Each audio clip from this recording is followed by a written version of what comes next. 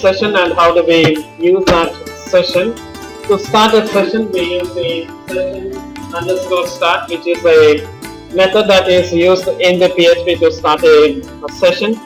And when you call this session underscore start for the first time, the session underscore start function first checks whether the client already has a session ID assigned to it.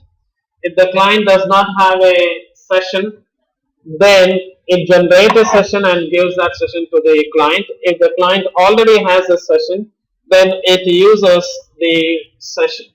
And the session ID is a 32 character or a string of length 32 characters, and usually it is a random number which is unique per client. Let's look at how the things are working. So whenever any client that comes visits your site, you start a session, you give the session ID to the client. At the same time, you create an allocation for the client on your server. Whatever state of the client that you want to store within your program, you store those information. For example, you may store the information when the client has started this session, maybe some count or some value or some order that the client has placed, anything that is relevant for a particular session, that information is stored.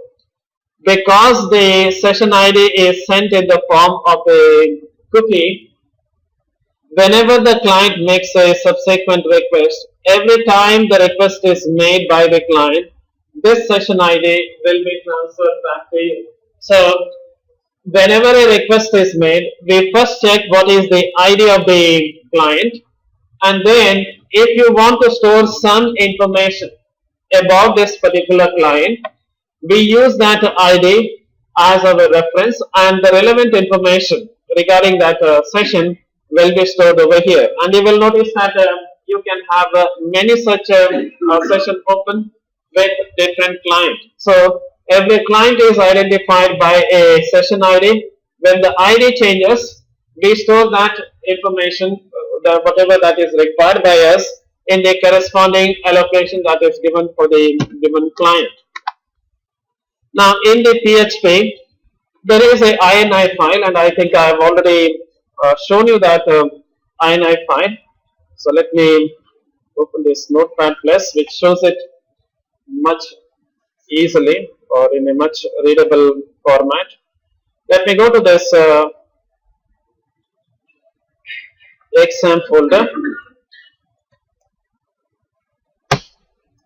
and let me go to the PHP part of it,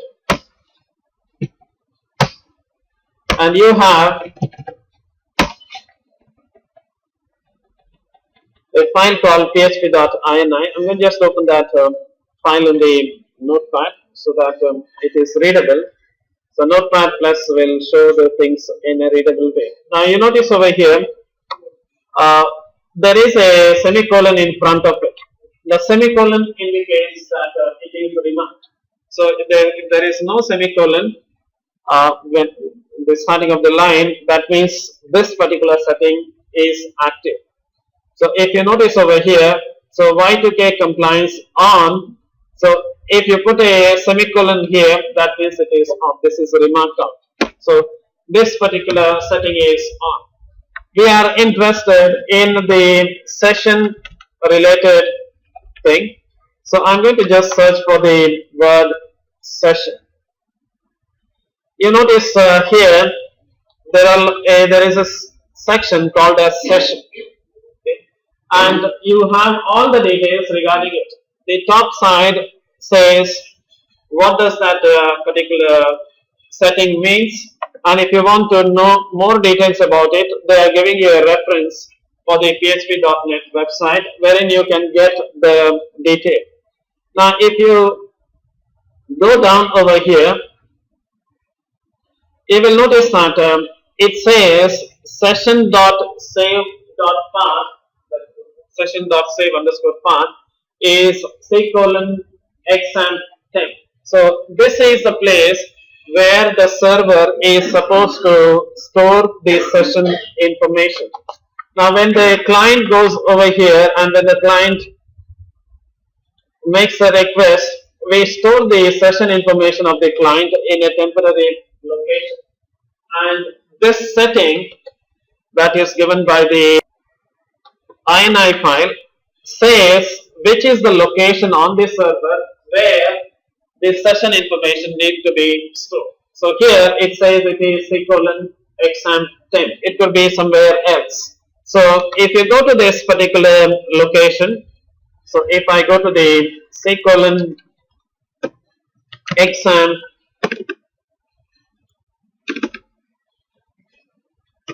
and then temp, this is the place where the session information will be stored.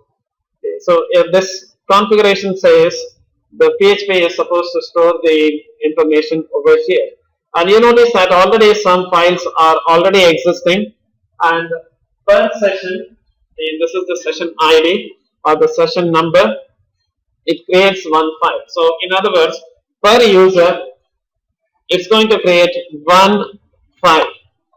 So when I create a session, depending upon the path that is specified over here, one file is automatically created by the PHP. This file will be there until you destroy the session and until you say to the PHP that this session needs to be destroyed. That file contains all the relevant information regarding that user. Whatever information that you want to store regarding this particular user in a given session, that information will be available. Remember, whenever there is an interaction or whenever there is a session with the user, we don't store each and everything. Everything is not important to us. There are few related information or there are few required state that need to be stored. For example, I need to know who has logged in, or I need to know what items the user has already purchased, or I need to know what is the credit card of the user. This kind of information are stored here. I don't need to know whether the person has clicked on this button or that button and so on and so forth. All of them really doesn't make a lot of difference in the maintaining the state of the session. So let's look at this one in action. So I have the PHP running here, and I have created a session here by calling this session underscore start, and then I'm going to get a new number here by closing this particular browser. So if I close this browser, it will not reuse the yesterday's session, it will recreate a session. So I'm going to close this browser so that when I run it, I'm going to get a new number. So now I'm going to run this particular thing. This is the same example that I'm using from the yesterday's class. So when I try to run this application, I'm going to get a session ID, and there will be a file corresponding to that particular ID. So when the browser starts, you will notice that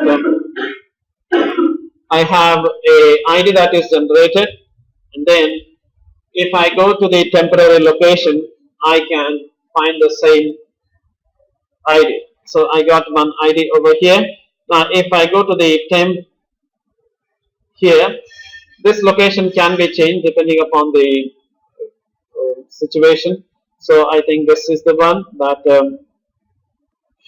so you will notice that there is a file corresponding to the number that is generated. So this is ses and so on and so forth.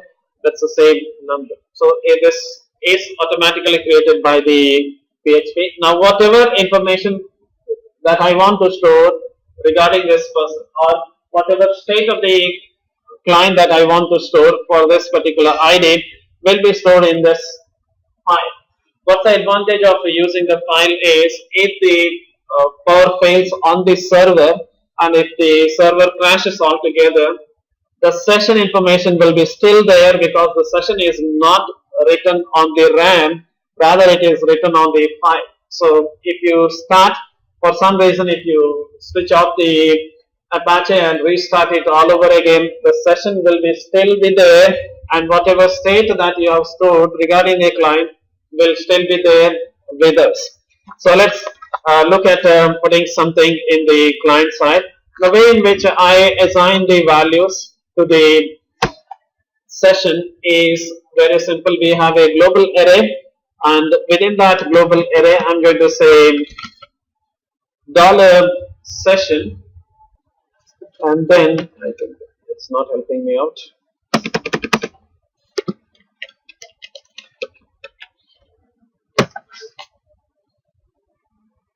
And whatever I want to store, I can store it. For example, if I say username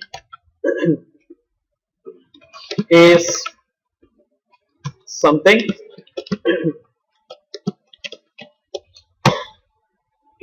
and if I say order number, so I do that thing, this information is stored. Now I'm going to just run this one. So I want to store this information for the user. So if I run this application,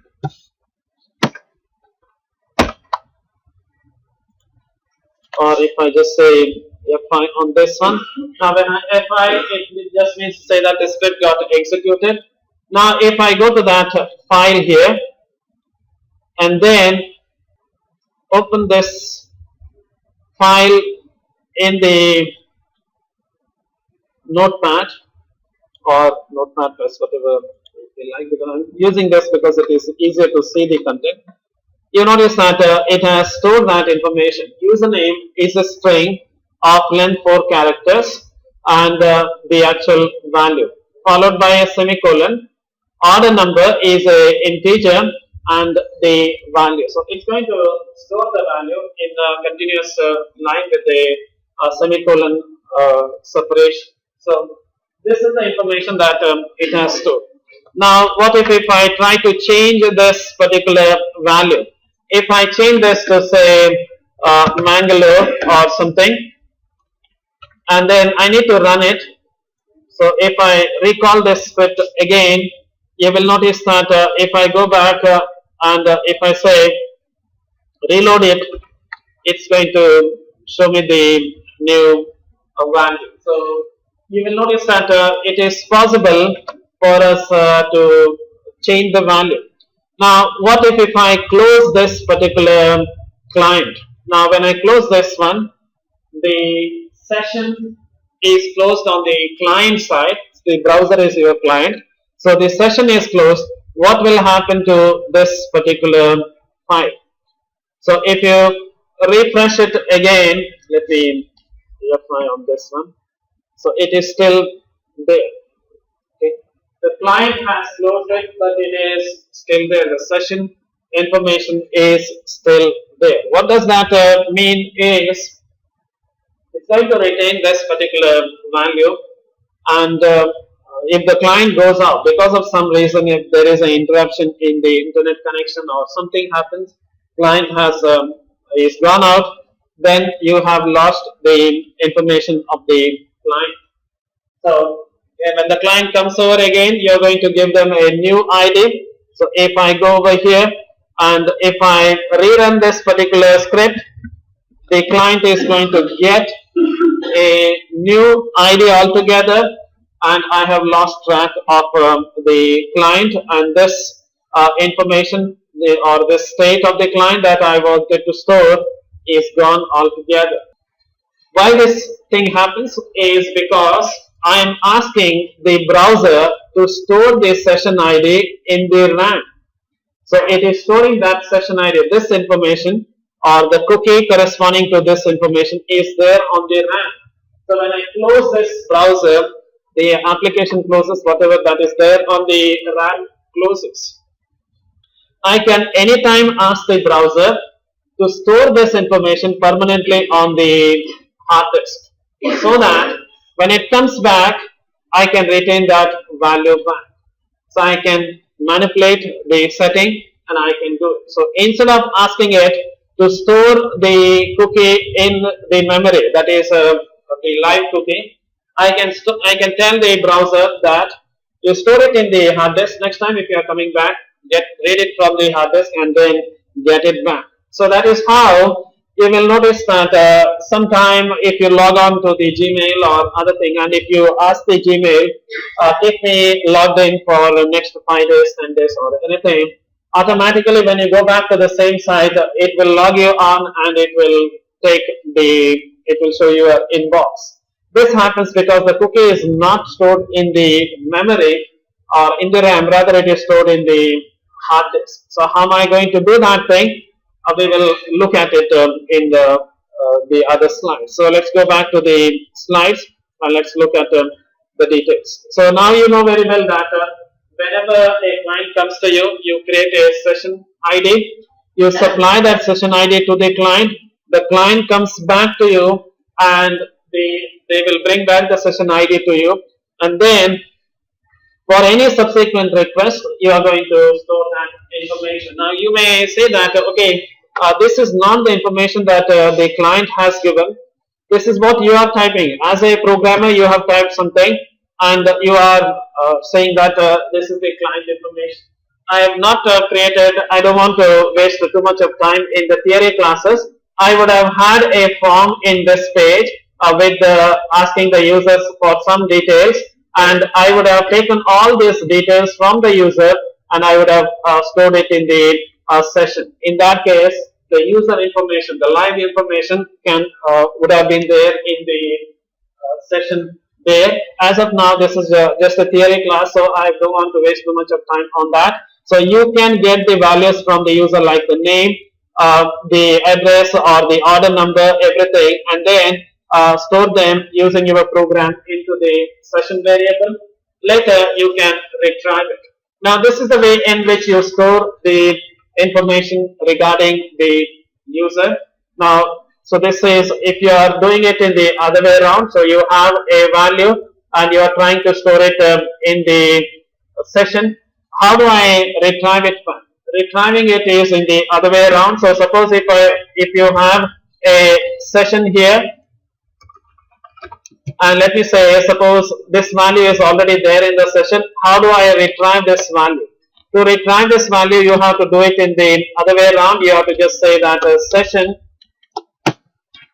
followed by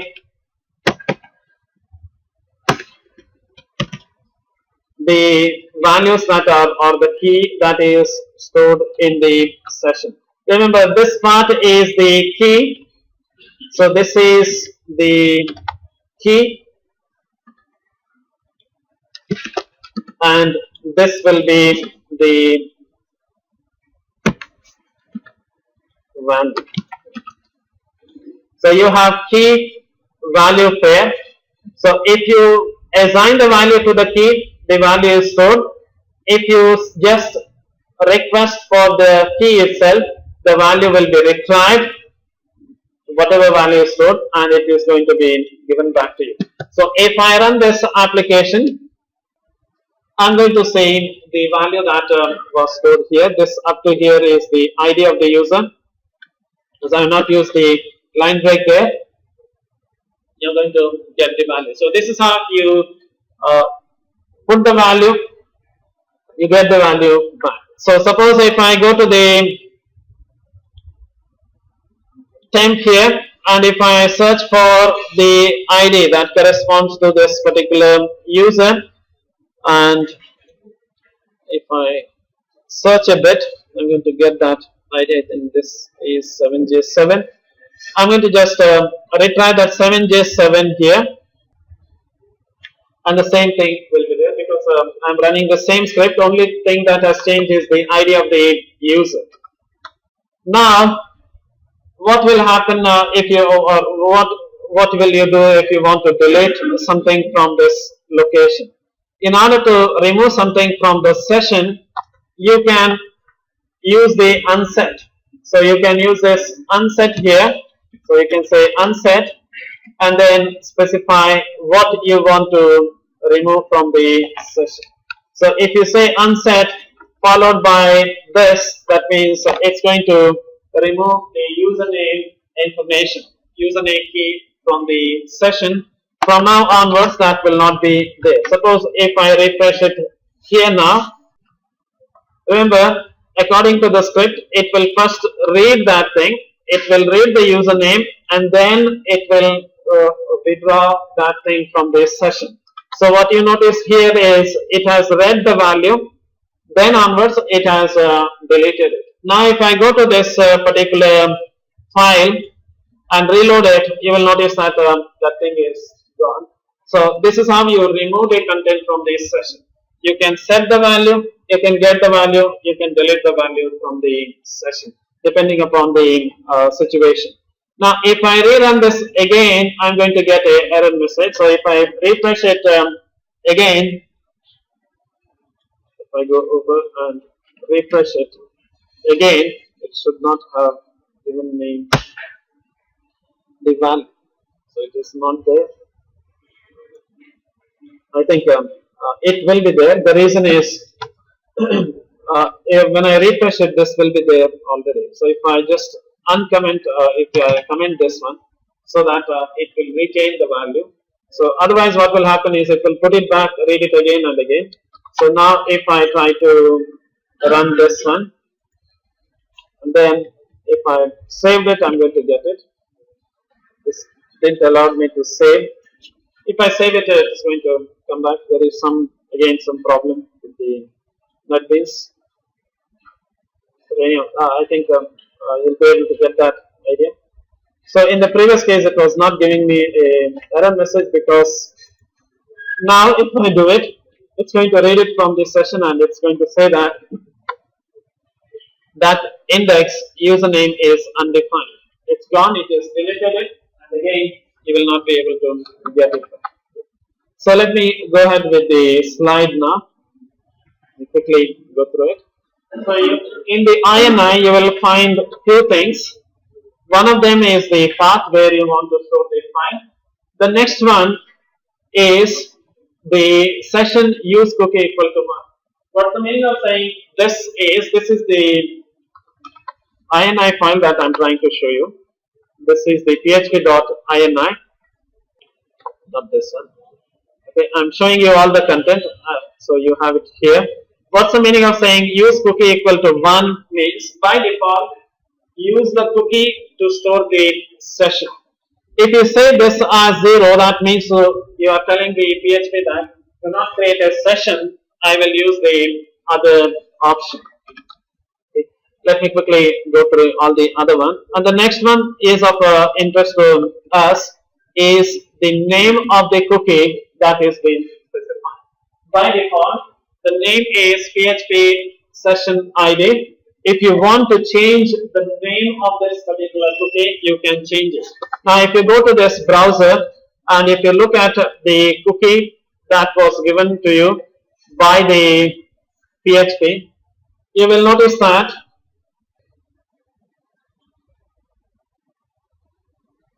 you will find that the cookie is given a name as session ID. If you don't want that ID for the cookie, you can change the ID in the php.ini and you can tell the PHP that you change the ID and use something else like yes ID or some other short form. However, this must be a alphanumerical value and it must start with a letter. It cannot start with a number. You can give the name as 1, 2, 3 as the session ID. Remember, this is the key again. This value that you see over here is the key, it's not the value. So here, if you look at the browser, this is the key, value is the content. So it's like a variable name. That value for the S session PHP sess ID, the value will be the random number, whereas this is just the name. If you want to change the name, like it is as good as saying if you want to change the name of the variable, you go to the php.ini and make the changes. If you feel like doing it, you do it, otherwise it's not really required. So let's see how the session can be created. In order to use the session, you have to start the session, register the session variable that you want to maintain, use the session variable, and finally deregister them from or destroy them. I'll quickly go through it. So how do you start the session? Use the session underscore start. it will check whether the session already exists. If the session already exists, it uses it. If it is no, it's going to create a session ID. Now, how do I get the name and ID of the session? If you want to use the name and ID of the session, you have a built-in functionality that is associated with the PHP. To get the ID, you have this one. There is one more function called as session underscore name. This is going to give you the name of the session. So in your case, the session name was PHP ID. So I'm going to uncomment this one so that I won't get the error. Let me go over and run it again, and you will notice that it will come in one line. I have not put the line break there, and you will notice that this is the ID. Up to here is the ID. Then the next part is the name. That's the name that you have given, and after this is the value that I'm trying to store. If I use the line break, it's going to come in one line. I'm not going to waste my time on. I think I can do that thing. This is not going to work because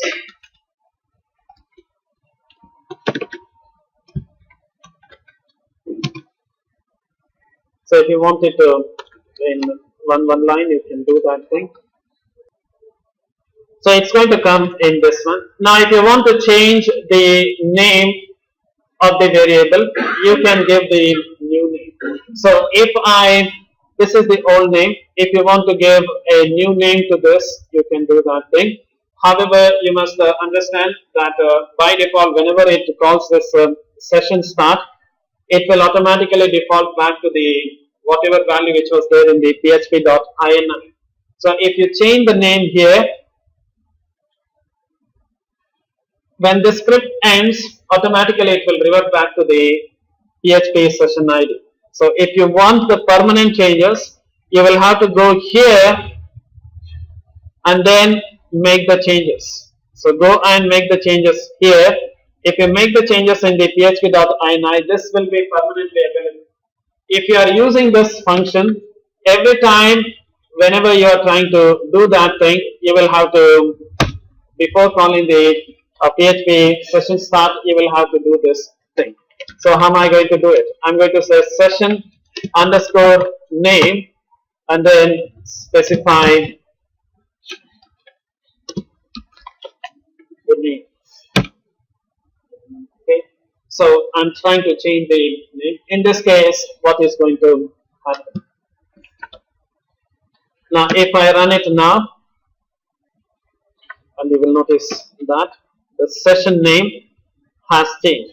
However, this change will be in effect only until the script is active. Whenever the script goes out of scope, or that means to say that in other page, if you again call session.start, it will revert back to the PHP ID. So if you are changing it manually on every page, before you start the session, see to it that this name is there right before calling the session start.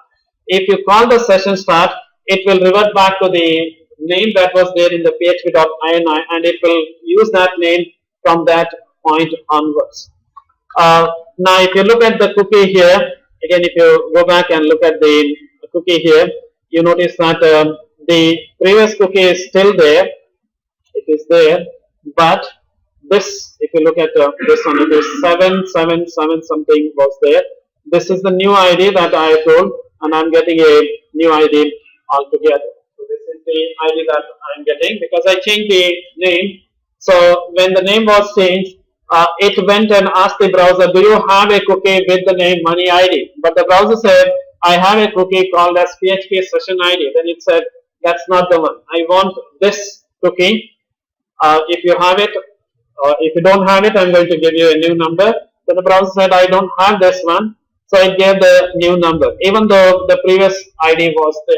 So if you are changing the session ID, the advisable thing is do it in the php.ini, not in the script, because by mistake, if you miss out this line for some reason, If you miss out that line, your program will start behaving in a very strange way, because after that point, that ID will be different. The browser will start giving back a different ID, and you'll end up in a mess. So it is always a good thing to go to the php.ini to make changes. So this is the function.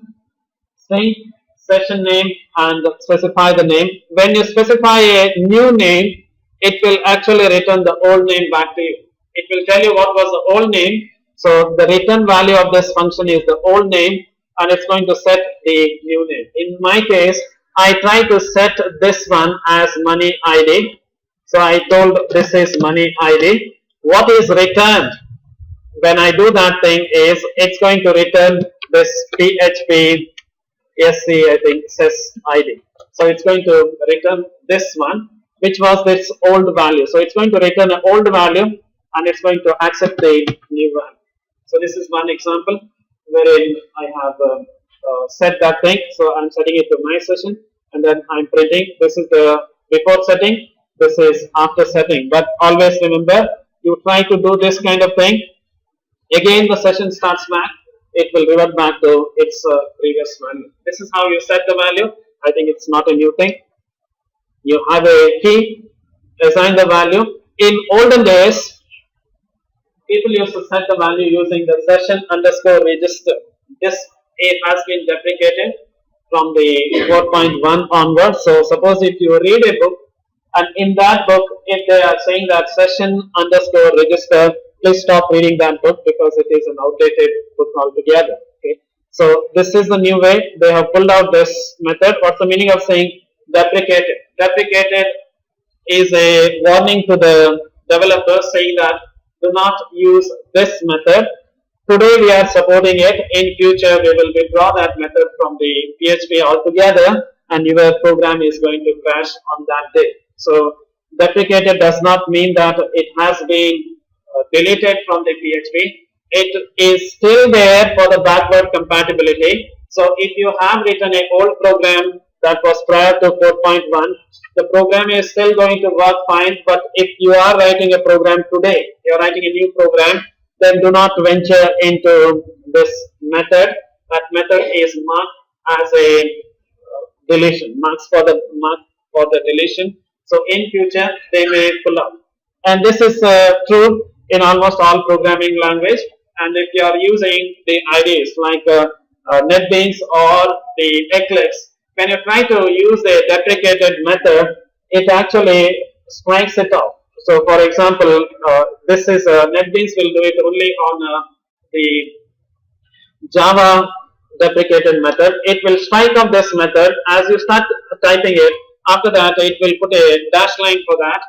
If that dash line is just an indication to you saying that that method is deprecated, try to go for a newer method. This is just the program will work fine, but it is just an indication to you saying that that method is gone. They have pulled out this from the library. Try to use a newer version. I'll quickly complete this one. This is to do it. How do I unset a variable? Unset, give a variable. Now, if you want to remove all of them, remember it's an array. If you want to pull out everything, you just assign a blank array to it. So it's a key value pair. It's just an array which is there. If you want to remove entire state of the user, just assign a blank array to it. So all the values will be truncated.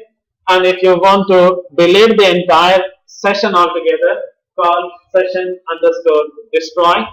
This will destroy that file altogether, but it will not destroy the cookie that was sent to the user. The user will still have the cookie. Cookie is not destroyed, but it will delete this file. So I've shown you that there is a file here. For every user, it's going to create a file. When you call session.destroy, it will just go and wipe out that file from the hard disk.